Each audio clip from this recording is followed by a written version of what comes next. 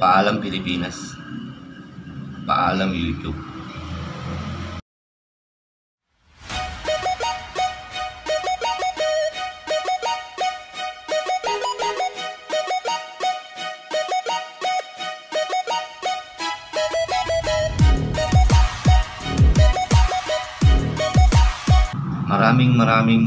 Maraming salamat sa 43,000 na subscriber po natin, mga kababayan. Maraming salamat din po doon sa mga kaibigan ko, sa mga kasabayan ko dito sa YouTube na hanggang ngayon ay patuloy pa rin po na sumusuporta sa akin. Taos sa puso po, maraming salamat po sa inyong lahat, mga kababayan, mga kaibigan.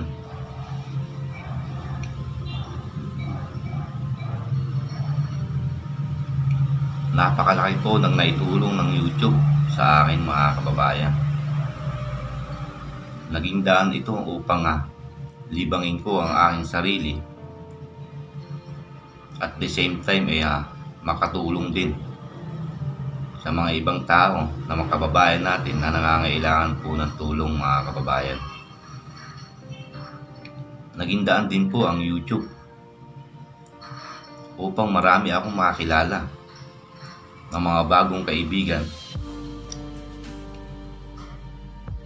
mga tao na itinuturing ko na rin na kapamilya, mga kababayan. At maraming salamat yan. Dahil po lahat yan sa YouTube, mga kababayan. At nagpapasalamat din po ako ng buong puso kay Ma'am Presi Castillo sa walang sawang suporta at sa walang sawang pagtulong sa akin upang matulungan natin yung mga kababayan natin na nangangailangan ng tulong. Kay Ma'am Uhayo, kilala mo na yan kung sino ka po. Maraming salamat din po. At maraming salamat sa mga kaibigan ko, kapamilya ko, kabarkada, kakilala, na sa simula pa lang nang ginawa ko ang aking YouTube channel ay patuloy pa rin po na naniniwala at sumusuporta sa aking adhikain. Maraming salamat po sa inyo. Ilan po siguro sa inyo ay nakakaalam yung mga nakapanood na mga vlog ko tungkol sa aking pag-a-apply sa ibang bansa, mga kaibigan. Ako po ay nag-a-apply upang maging isang OFW muli. Mula pa po nung nakaraang taon, nag-start po yun if I'm not mistaken, mga September or October 2019, mga kabayan.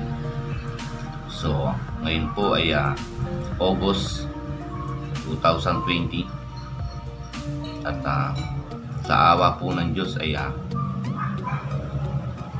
malapit na po akong makaalis, mga kababayan.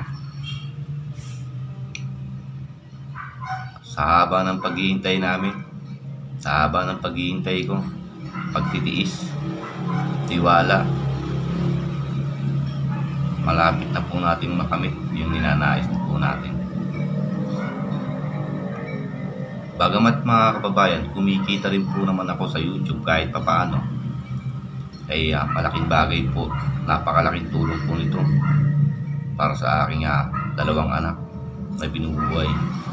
Ang anak ko pong panganay ay grade 11 na at ang bunso ay grade 8. So meaning, mga kababayan, malapit na po silang magkolehiyo. Kung magkagayon man, kinakailangan na po natin na maghanap ng isang stable job na maaaring bumuhay at masuportahan ko ang mga pangangailangan ng mga anak ko kapag sila ay nagkolehiyo na.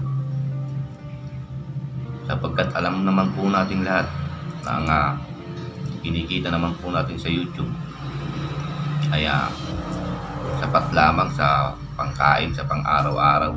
Hindi naman po ganun kalaki ang sinasahod natin dito. So kailangan talaga natin na maghanap ng trabaho Kaya po ako ay naghahanap ng trabaho upang maging OFW ulit, upang mapag-aaral ko at mapagtapos ko ang mga anak ko sa kolehiyo, mga kababayan.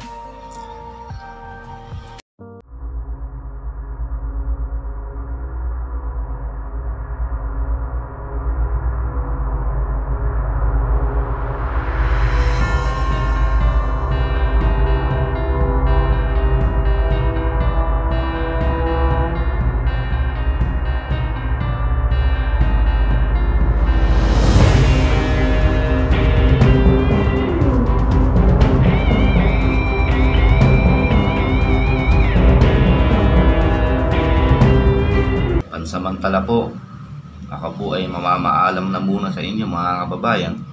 Siguro po ay hindi pa ako makakagawa ng mga video at this coming days, weeks, sapagkat inaasikaso ko po ang aking pag-alis, mga kababayan. At sana po, mga kababayan, kung mawawala man ako ng mga ilang araw, mga ilang linggo, sana po sa aking pagbabalik ay muli niyo po ako suportahan, mga kababayan. Kung saang bansa man tayo makarating, mga kababayan, ipagpapatuloy pa rin po natin ang ating nasimulan. Bagamat nasa ibang bansa na po ako,